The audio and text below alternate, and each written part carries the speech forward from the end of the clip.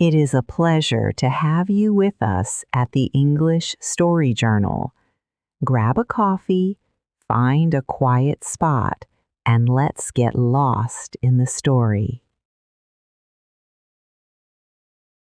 The next day, heavy rain fell again. Mary looked out her window. The moor was almost hidden by gray mist. She could not go out today. "What do you do in your cottage when it rains like this?" she asked Martha. "Mostly we try not to step on each other," Martha answered. "Oh, there are so many of us. Mother is kind, but she gets tired. The older children go to the cowshed to play. Dickon doesn't care about the rain. He goes out as if the sun was shining. He says he sees things on rainy days that don't show when it's sunny. Once he found a baby fox almost drowned. Its mother was dead. He brought it home in his shirt to keep it warm. He has it now. Another time he found a young crow. He brought it home and tamed it. It's named Soot because it's black. It hops and flies with him everywhere." Mary had stopped disliking Martha's way of talking. She even found it interesting now. She was sad when Martha left. Mary liked Martha's mother and Dickon the most. When Martha talked about Mother, it always sounded good. "If I had a raven or a baby fox, I could play with it," said Mary, "but I have nothing." Martha looked confused. "Can you knit?" she asked. "No," answered Mary. "Can you sew?" "No." "Can you read?" "Yes." "Then why don't you read something or learn to spell? You are old enough to read well now." "I don't have any books," said Mary. "My books were left in India." "That's a shame," said Martha. "If Mrs. Medlock let you go into the library, there are thousands of books there." Mary didn't ask where the library was. She had a new idea. She decided to find it herself. She wasn't worried about Mrs. Medlock. Mrs. Medlock was always in her sitting room downstairs. In this strange house, Mary almost never saw anyone. Only the servants were there. They lived downstairs. Mary ate her meals regularly. Martha served her, but no one else cared about her. Mrs. Medlock came to see her every day or two, but no one asked what she did or told her what to do. Mary thought this was maybe how English children were treated. In India, her ayah was always with her, helping her with everything. Now, no one followed her. She was learning to dress herself. Martha made her feel silly when she wanted help. "Don't you have good sense?" she said once. Mary was waiting for Martha to put on her gloves. "Our Susan Ann is much smarter than you, and she's only 4. Sometimes you look very silly." Mary was angry for an hour after that, but it made her think new things. She stood at the window for about 10 minutes that morning. Martha had finished cleaning and gone downstairs. Mary thought about the library. She didn't care much about books, but hearing about the library made her think of the 100 rooms with closed doors. She wondered if they were all locked. What would she find inside? Were there really 100 rooms? Why not go and count the doors? It would be something to do today, since she couldn't go outside. She had never been taught to ask permission. She knew nothing about rules, so she didn't think she needed to ask Mrs. Medlock if she could walk around the house. She opened her room door and went into the hall. Then she started to explore. It was a long hall with many doors leading to other halls and up short stairs. There were pictures on the walls. They were often portraits of men and women in fancy clothes. She found herself in a long room with walls full of these pictures. She walked slowly and looked at the faces. They seemed to look back at her. Some pictures showed children in old-fashioned clothes. She always stopped to look at the children, wondering their names and why they wore such odd clothes. There was a small girl in a picture, plain like herself. She wore a green dress and held a green parrot. Her eyes looked sharp and curious. "Where do you live now?" said Mary aloud to the picture. "I wish you were here." No other little girl ever spent such a strange morning. It felt like no one else was in the big, winding house, only her walking up and down through narrow and wide passages. So many rooms were built, so people must have lived here, but it felt so empty. She could not believe it was true. She climbed to the second floor. Then she thought of opening a door. All the doors were shut, as Mrs. Medlock had said, but at last she put her hand on a doorknob and turned it. She was almost scared for a moment. The door opened easily. When she pushed, it slowly opened. It was a very big door. It led into a large bedroom. There were embroidered cloths on the walls. There was fancy furniture like she had seen in India. A wide window looked out at the moor. Over the fireplace was another picture of the plain little girl. She seemed to look at Mary more curiously than before. "Perhaps she slept here once," said Mary. "She looks at me so much it makes me feel strange." After that, she opened more doors and more. She saw so many rooms. She became tired. She began to think there must be 100, though she had not counted them. In all of them there were old pictures or old cloth hangings with strange scenes. There was strange furniture and decorations in almost every room. In one room, which looked like a lady's sitting room, there were about 100 little elephants made of ivory in a cabinet. They were different sizes, and some had tiny riders on their backs. Mary had seen carved ivory in India. She knew about elephants. She opened the cabinet door and played with them for a long time. When she got tired, she put the elephants back and shut the cabinet door. In all her walking through the long halls and empty rooms, she had seen nothing alive. But in this room, she saw something. Just after she closed the cabinet door, she heard a tiny sound. It made her jump. She looked at the sofa by the fireplace. The sound came from there. In the corner of the sofa was a cushion. In the velvet cover there was a hole. Out of the hole peeked a tiny head with 2 scared eyes. Mary walked softly across the room to look. The bright eyes belonged to a little gray mouse. The mouse had eaten a hole in the cushion and made a soft nest there. 6 baby mice were sleeping close to her. If no one else was alive in the 100 rooms, there were 7 mice who did not look lonely at all. "If they wouldn't be so frightened, I would take them back with me," Mary said. She had walked long enough. She was too tired to go farther. She turned back. 2 or 3 times she got lost. She took the wrong hall. She had to walk up and down until she found the right one. But at last she reached her own floor again. She was some distance from her room and didn't know exactly where she was. "I think I took a wrong turn again," she said. She stood still at what looked like the end of a short passage with cloth on the wall. "I don't know which way to go. How quiet everything is." While she stood there, right after she said this, the quiet was broken by a sound. It was another cry, but it was not exactly like the one she heard last night. It was short, a child's sad cry, quieted by the walls. "It's nearer than it was," said Mary, her heart beating faster, "and it is crying." She put her hand on the cloth on the wall near her. Then she jumped back, surprised. The cloth was covering a door. It fell open. It showed her another part of the hall behind it. Mrs. Medlock was coming up it. She had her keys in her hand. Her face looked very angry. "What are you doing here?" she said. She took Mary by the arm and pulled her away. "What did I tell you?" "I turned the wrong way.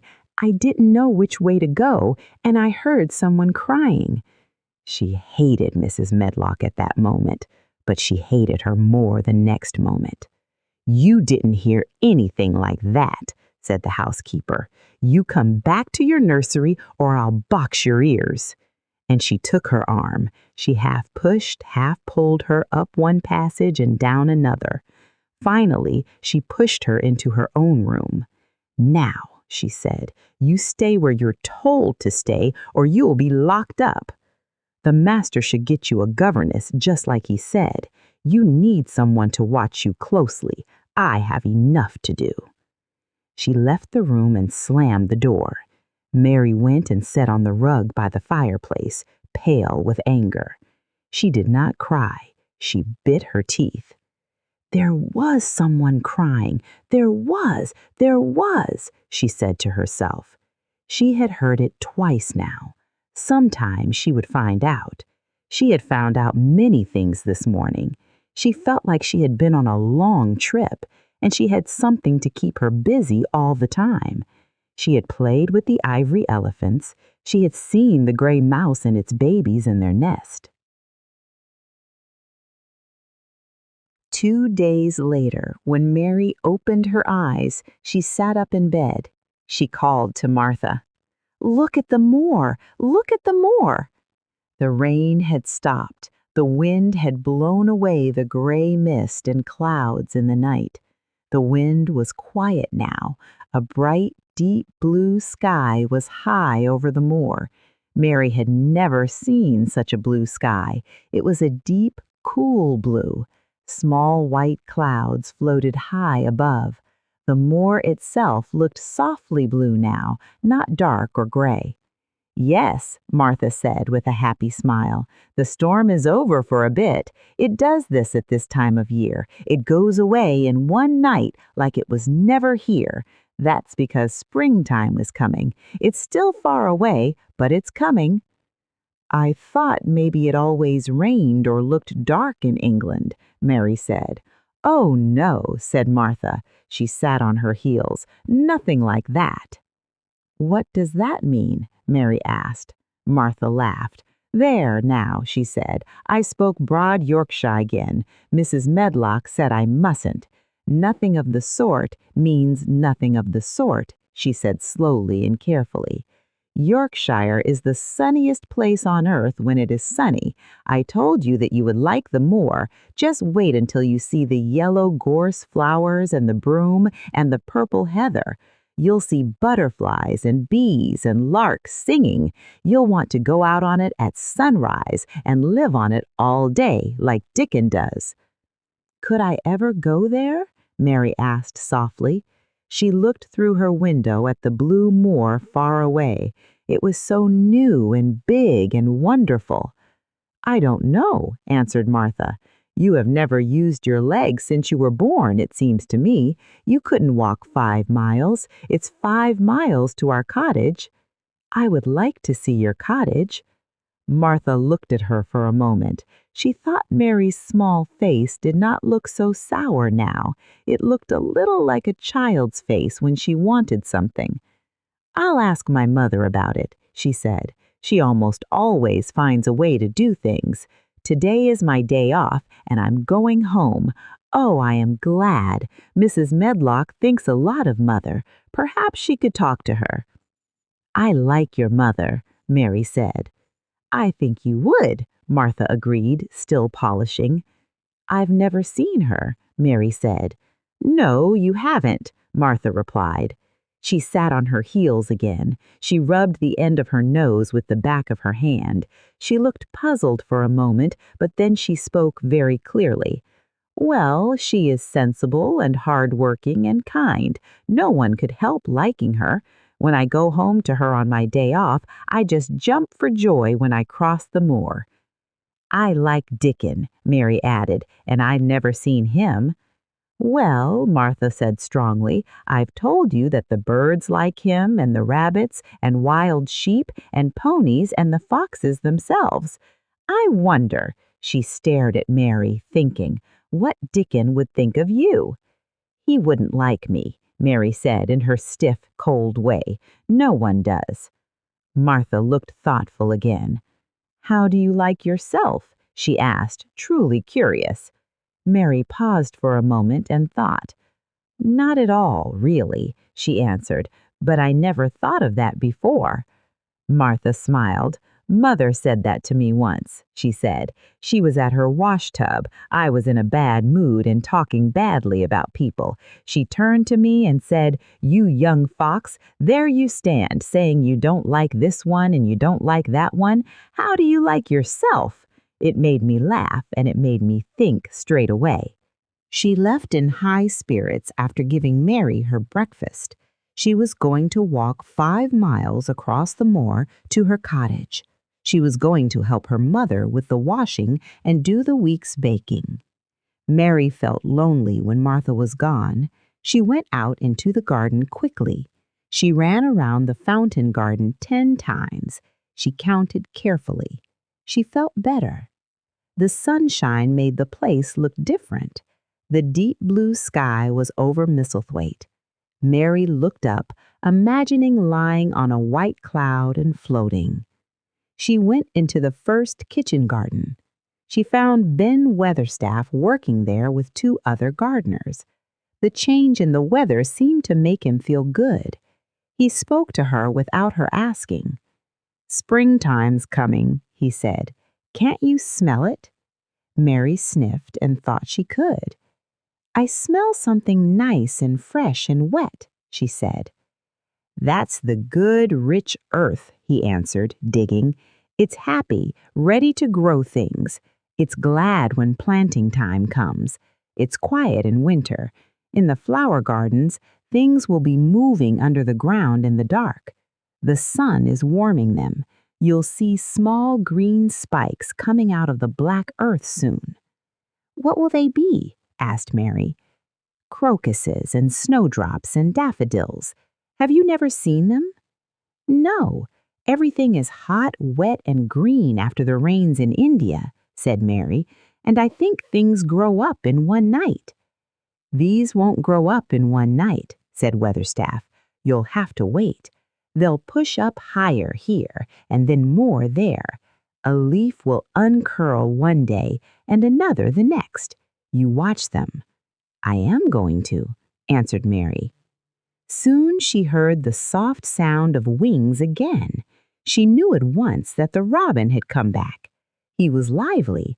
He hopped close to her feet, put his head on one side, and looked at her slyly. Mary asked Ben Weatherstaff a question. "Do you think he remembers me?" she said. "Remembers you?" said Weatherstaff. "He knows every plant in the gardens, let alone the people. He's never seen a little girl here before. He wants to find out all about you. You don't need to hide anything from him." "Are things moving under the ground in the dark in that garden where he lives?" "What garden?" Ben grunted, becoming angry again. "The one where the old rose trees are." She had to ask because she wanted to know so much. "Are all the flowers dead, or do some of them come again in the summer? Are there ever any roses?" "Ask him," said Weatherstaff, pointing his shoulder toward the robin. "He's the only one who knows. No one else has seen inside it for 10 years. 10 years was a long time. She had been born 10 years ago. She walked away, thinking slowly. Mary was starting to like the garden, the robin, Dickon, and Martha's mother. And Martha, too. She was not used to liking so many people. She thought of the robin as a person. She went to her walk outside the long ivy-covered wall. She could see the treetops over the wall. The second time she walked up and down, the most interesting thing happened. It was all because of Ben Weatherstaff's robin. She heard a chirp and a twitter. She looked at the bare flower bed. There he was, hopping about. He was pretending to peck things out of the earth to make her think he had not followed her, but she knew he had. The surprise filled her with joy. "You do remember me," she cried out. "You you do. You are prettier than anything else in the world." Mary made soft sounds and talked to him. He hopped, moved his tail, and sang. It was like he was talking back. His red chest looked like soft cloth. He puffed it out. He was so pretty and grand, like he was showing her how important a robin could be. Mary forgot she was ever angry. The robin let her come closer. She bent down and talked, trying to make robin sounds. He let her come so near. He knew she would not hurt him. He knew because he was a real person, nicer than any other person. She was so happy she almost did not breathe. The flower bed was not empty. There were bushes. The robin hopped under them. He hopped over a small pile of fresh earth. The earth had been turned up because a dog was trying to dig up a mole, making a deep hole. Mary looked at it, not knowing why the hole was there. She saw something almost hidden in the fresh earth. It was like a rusty iron or brass ring. The robin flew into a tree nearby. Mary picked up the ring. It was more than a ring. It was an old key. Mary stood up and looked at it. Her face was almost afraid. "Perhaps it has been buried for 10 years, she whispered. "Perhaps it is the key to the garden." She looked at the key for a long time. She turned it over and over. She thought about it. Mary did not ask for permission or advice. She thought that if it was the key to the closed garden, she could find the door. Then she could open it and see what was inside. She wanted to see the old rose trees. She wanted to see the garden because it had been closed for so long. It felt special, as if something strange had happened in 10 years. Also, if she liked it, she could go into it every day. She could close the door behind her. She could make up her own games. She could play alone. No one would know where she was. Everyone would think the door was still locked. The key would still be buried. This thought made her very happy. Living alone in a big house, Mary had nothing to do. The moor's fresh air woke her mind.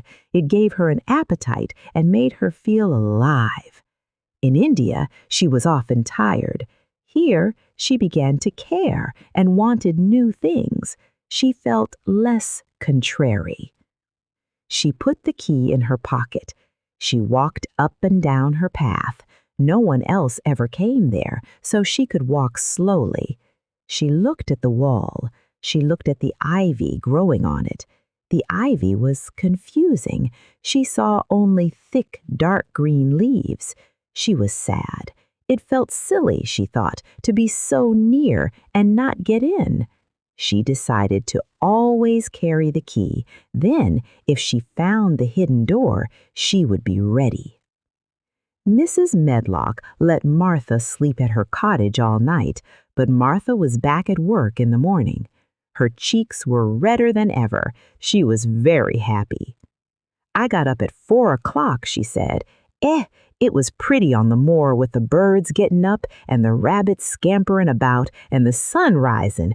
I didn't walk all the way. A man gave me a ride in his cart, and I can tell you I did enjoy myself." She told many stories about her day out. Her mother was happy, and they finished baking and washing. She even made a small cake for each child with some brown sugar. "I had 'em all piping hot when they came in from playing on the moor, and the cottage all smelt of nice, clean, hot bacon, and there was a good fire, and they just shouted for joy. Our Dickon, he said our cottage was good enough for a king to live in." In the evening, they sat by the fire. Martha and her mother sewed. Martha told them about the little girl from India.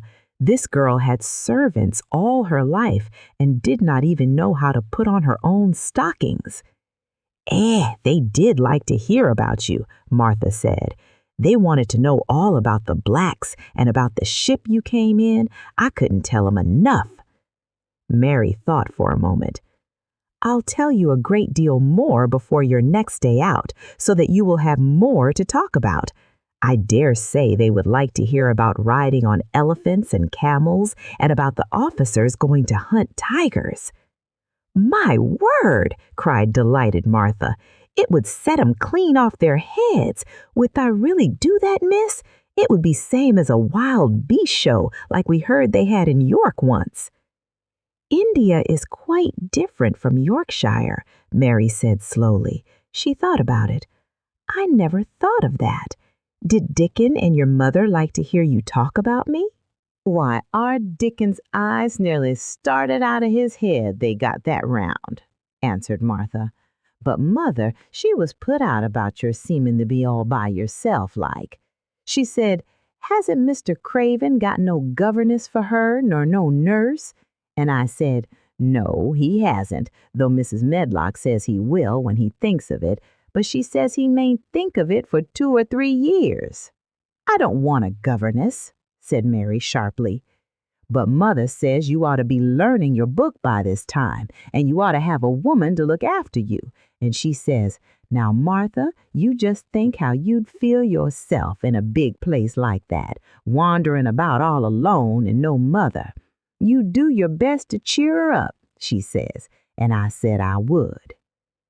Mary looked at her for a long time. "You do cheer me up," she said. "I like to hear you talk." Soon Martha left the room. She came back with something under her apron.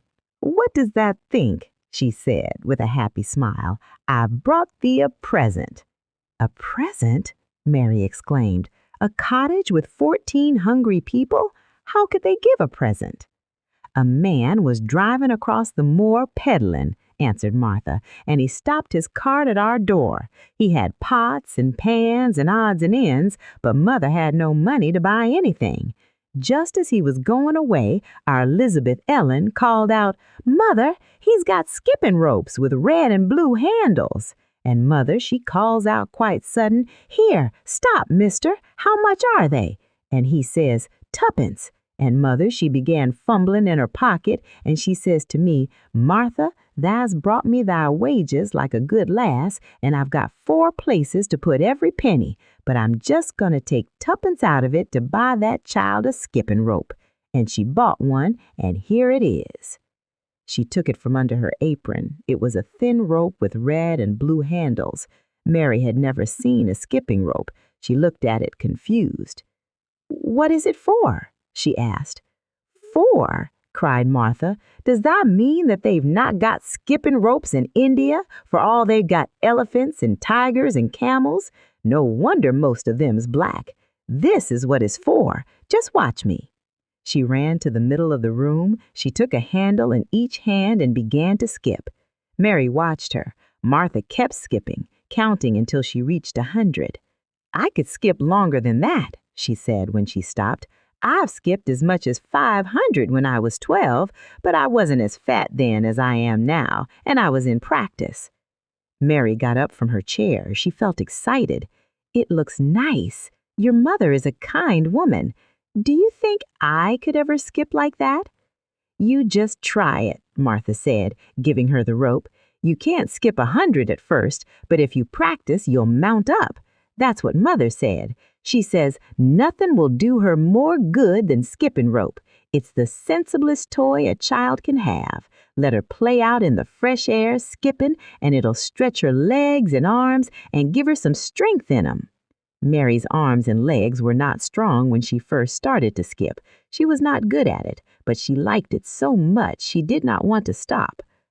"Put on thy things and run and skip out of doors," said Martha. "Mother said I must tell you to keep out of doors as much as you could, even when it rains a bit, so as thou wrap up warm." Mary put on her coat and hat, putting the skipping rope over her arm. She opened the door. Then she remembered something and turned back slowly. "Martha," she said, "they were your wages. It was your 2pence, really. Thank you." She said it stiffly. She was not used to thanking people or noticing what they did for her. "Thank you," she said, holding out her hand because she did not know what else to do. Martha shook her hand a little awkwardly. She was not used to this either. Then she laughed. "Heh, thou art a queer, old womanish thing," she said. "If that'd been our Elizabeth Ellen, that'd give me a kiss." Mary looked stiffer than before. "Do you want me to kiss you?" Martha laughed again. "Nay, not me," she answered. "If that was different, perhaps thou'd want to thouself, but thou isn't. Run off outside and play with thy rope." Mary felt a little strange as she left the room. Yorkshire people seemed odd, and Martha was a puzzle to her. At first she disliked her, but now she did not. The skipping rope was wonderful. She skipped, and her cheeks became red. She was more interested than ever before. The sun shone and a soft wind blew, bringing the fresh smell of new earth. She skipped around the fountain garden, then up and down paths. She skipped into the kitchen garden. She saw Ben Weatherstaff digging and talking to his robin, which hopped near him. She skipped toward him. He looked up with a strange look. She wanted him to see her skip. "Well," he exclaimed, "upon my word, perhaps thou art a young un after all, and perhaps thou's got child's blood in thy veins instead of sour buttermilk. Thou skipped red into thy cheeks as sure as my name's Ben Weatherstaff. I wouldn't have believed I could do it." "I never skipped before," Mary said. "I'm just beginning. I can only go up to 20. "Thou keep on," said Ben. "Thy shape's well enough at it for a young'un that's lived with heathen. Just see how he's watching thee," he said, pointing to the robin. "He'll followed after thee yesterday. He'll be at it again today. He'll be bound to find out what the skipping rope is. He's never seen one. Heh," shaking his head at the bird, "thy curiosity will be the death of thee sometime if thou doesn't look sharp." Mary skipped around the gardens and orchard, resting often. She went to her own path and tried to skip its whole length.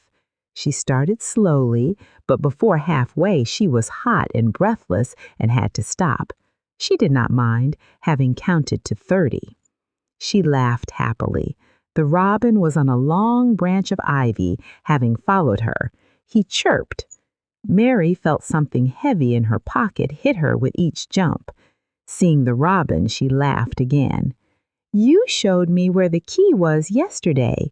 You ought to show me the door today, but I don't believe you know." The robin flew from the ivy branch to the top of the wall. He sang a loud, lovely song, showing off.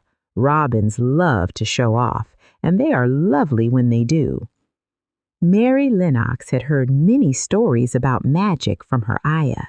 She always said that what happened next was magic. A strong gust of wind came down the path. It moved tree branches and the long ivy on the wall. Mary stood close to the robin. Suddenly, the wind moved some loose ivy aside. She jumped and caught something in her hand. She had seen a round knob under the leaves. It was a doorknob. She pulled the thick ivy leaves aside. They hung loosely, like a curtain. Mary's heart beat fast, her hands shaking with excitement. The robin sang and chirped, tilting his head as if excited too. Under her hands was a square iron lock, and her fingers found a hole. It was the lock of the door, closed for 10 years. She took the key from her pocket. It fit the keyhole. She put it in and used both hands to turn it. It turned. She took a deep breath and looked up the path. No one was coming. She took another deep breath, pulled back the ivy, and pushed the door. It opened slowly, slowly. She slipped inside, closed the door, and leaned against it. She looked around, breathing fast with excitement, wonder, and delight. She was standing inside the secret garden. It was the most beautiful and mysterious place Mary could imagine. High walls surrounded it, covered with bare climbing roses. Mary knew they were roses. The ground had brown grass, and many rose bushes grew there. Climbing roses ran over the trees, hanging like curtains. There were no leaves or flowers now. The gray and brown branches made the garden look very mysterious. It was different from any other garden she had ever seen. "How still it is," she whispered. "How still." She waited and listened. The robin sat still in his tree, looking at Mary. "No wonder it is still," she whispered again. "I am the first person who has spoken here for 10 years. She walked away from the door, her steps soft on the grass. She went under the gray arches between the trees, looking at the branches. "I wonder if they are all quite dead," she said. "Is it all a quite dead garden? I wish it wasn't." She saw only gray or brown branches, no leaf buds. But she was inside the wonderful garden. She could come through the door any time. She felt like she had found her own world. The sun shone brightly inside the garden walls. The robin flew down and hopped around her, chirping as if showing her things. Everything was strange and quiet. She felt far away from everyone, but not lonely. She wished she knew if the roses were dead. Maybe some were alive and would grow leaves and buds. She did not want it to be a dead garden. If it were alive, it would be wonderful. Mary had her skipping rope. She walked, then thought to skip around the garden. There were grass paths and quiet corners with stone seats. Near one corner, she stopped. She saw small, sharp, pale green points in the black earth. She remembered Ben Weatherstaff and knelt to look. Yes, they are tiny growing things, and they might be crocuses or snowdrops or daffodils, she whispered. She bent very close to them and smelled the fresh, damp earth. She liked it very much. "Perhaps there are some other ones coming up in other places," she said. "I will go all over the garden and look." She did not skip, but walked slowly. She looked at the ground. She searched everywhere. She found many more sharp, pale green points. She became very excited. "It isn't a quite dead garden," she cried softly to herself. "Even if the roses are dead, other things are alive." Mary did not know about gardening, but the grass was thick around the green points, and she thought they needed more room. She found a sharp piece of wood. She knelt and dug out weeds and grass, making clear places around the plants. "Now they look as if they could breathe," she said, after she had finished with the first ones. "I'm going to do ever so many more. I'll do all I can see. If I haven't time today, I can come tomorrow." She dug and pulled weeds, enjoying herself very much. The work made her warm. She took off her coat and hat. She smiled at the green points. The robin was very busy. He was happy to see gardening start in his garden. He often watched Ben Weatherstaff. When people garden, good things to eat come out of the soil. Now this new small person had come and started to work. Mary worked in her garden until dinner. She was late to remember. She put on her coat, hat, and picked up her skipping rope. She could not believe she had worked for 2 or 3 hours. She had truly been happy. Many tiny pale green points now stood in clear places, looking much better. "I shall come back this afternoon," she said, looking at her new garden. She ran across the grass, opened the old door, and went out. She had red cheeks and bright eyes. She ate so much dinner that Martha was very happy. "2 pieces of meat and 2 helps of rice pudding," she said. Mother will be pleased when I tell her what the skipping rope's done for thee." While digging, Mary found a white root, like an onion. She put it back. Now she wondered what it was. "Martha," she said, "what are those white roots that look like onions?" "They're bulbs," answered Martha. "Lots of spring flowers grow from 'em. The very little ones are snowdrops and crocuses, and the big ones are narcissuses and jonquils and daffodillies. The biggest of all is lilies and purple flags. They are nice. Dickon's got a whole lot of 'em planted in our bit of garden." "Does Dickon know all about them?" asked Mary, a new idea taking possession of her. "Our Dickon can make a flower grow out of a brick walk. Mother says he just whispers things out of the ground." "Do bulbs live a long time? Would they live years and years if no one helped them?" inquired Mary anxiously. "They're things as helps themselves," said Martha.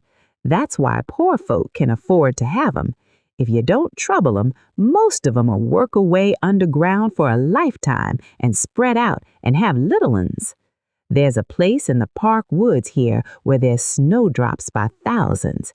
They're the prettiest sight in Yorkshire when the spring comes. No one knows when they was first planted." "I wish the spring was here now," said Mary. "I want to see all the things that grow in England." She finished dinner and sat by the fire. I wish I had a little spade," she said.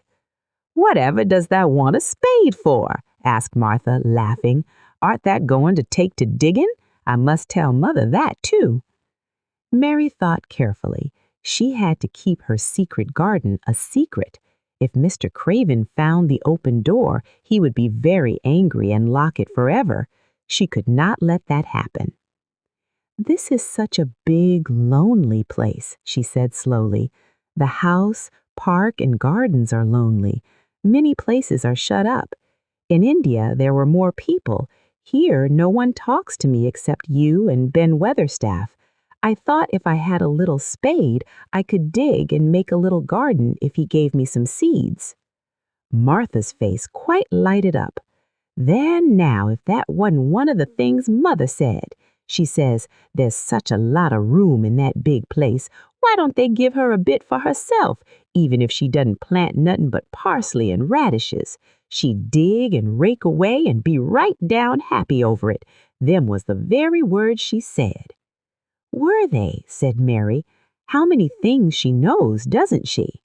It's like she says, a woman as brings up 12 children learns something beside her ABC. Children's as good as arithmetic to set you finding out things." "How much would a spade cost, a little one?" "Mrs. Medlock said I was to have $1 a week to spend. She gives me one every Saturday. I didn't know what to spend it on." "My word, that's riches," said Martha. "That can buy anything in the world that wants. The rent of our cottage is only 1 and 3 pence, and it's like pulling eye teeth to get it. Now, I've just thought of something," putting her hands on her hips. "What?" said Mary eagerly. "In the shop at Thwaite, they sell packages of flower seeds for a penny each, and our Dickon, he knows which is the prettiest ones and how to make 'em grow. He walks over to Thwaite many a day just for the fun of it. Does that know how to print letters?" Suddenly. "I know how to write," Mary answered. Martha shook her head. "Our Dickon can only read printing. If that could print, we could write a letter to him and ask him to go and buy the garden tools and the seeds at the same time."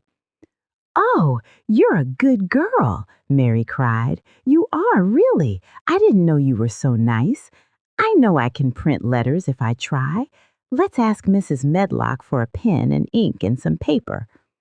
"I've got some of my own. I bought 'em so I could print a bit of a letter to Mother of a Sunday. I'll go and get it." She ran out of the room, and Mary stood by the fire and twisted her thin little hands together with sheer pleasure. "If I have a spade, I can make the earth nice and soft and dig up weeds. If I have seeds and can make flowers grow, the garden won't be dead at all. It will come alive." Mary did not go out again that afternoon. Martha returned with her pen, ink, and paper. She had to clear the table and go downstairs. Mrs. Medlock was there, so Mary waited a long time. Then it was time to write to Dickon. Mary had learned little, and her teachers did not like her. She could not spell well, but she could print letters. This was the letter Martha told her to write. "My dear Dickon, this comes hoping to find you well as it leaves me at present. Miss Mary has plenty of money, and will you go to Thwaite and buy her some flower seeds and a set of garden tools to make a flower bed? Pick the prettiest ones and easy to grow because she has never done it before and lived in India, which is different. Give my love to Mother and every one of you. Miss Mary is going to tell me a lot more so that on my next day out you can hear about elephants and camels and gentlemen going hunting lions and tigers. Your loving sister, Martha Phoebe Sowerby." "We'll put the money in the envelope, and I'll get the butcher's boy to take it in his cart. He's a great friend of Dickon's." "How shall I get the things when Dickon buys them?" asked Mary. "He'll bring 'em to you himself. He'll like to walk this way." "Oh!" exclaimed Mary. "Then I shall see him. I never thought I should see Dickon." "Does thou want to see him?" asked Martha suddenly. She had looked so pleased. "Yes, I do. I never saw a boy foxes and crows loved. I want to see him very much." Martha gave a little start, as if she suddenly remembered something. "Now to think of me forgetting that there, and I thought I was going to tell you first thing this morning. I asked Mother, and she said she'd ask Mrs. Medlock her own self." "Do you mean—" "What I said Tuesday. Ask her if you might be driven over to our cottage some day and have a bit of Mother's hot oat cake and butter and a glass of milk." It seemed as if all the interesting things were happening in one day. To think of going over the moor in the daylight and when the sky was blue. To think of going into the cottage which held 12 children. "Does she think Mrs. Medlock would let me go?" she asked, quite anxiously. "Aye, she thinks she would. She knows what a tidy woman Mother is and how clean she keeps the cottage." "If I went, I should see your mother as well as Dickon," said Mary, thinking it over and liking the idea very much. "She doesn't seem to be like the mothers in India." Her garden work and the exciting afternoon made her feel quiet and thoughtful.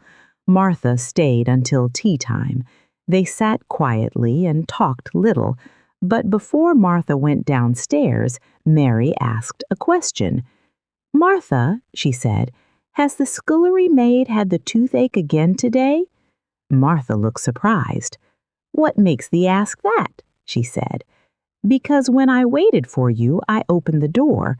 I walked down the hall and heard that crying again, far away, like the other night. There isn't a wind today, so it couldn't have been the wind." "Eh," said Martha, moving restlessly. "Thou mustn't go walking about in corridors and listening. Mr. Craven would be that there angry there's no knowing what he'd do." "I wasn't listening," said Mary.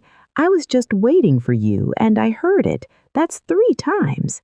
"My word, there's Mrs. Medlock's bell," said Martha. She almost ran out. "It's the strangest house anyone ever lived in," said Mary drowsily. She put her head on the soft chair. The fresh air, digging and skipping, had made her very tired. She fell asleep. Thank you for spending time with us. I hope this story brought you peace and reflection. We will see you soon.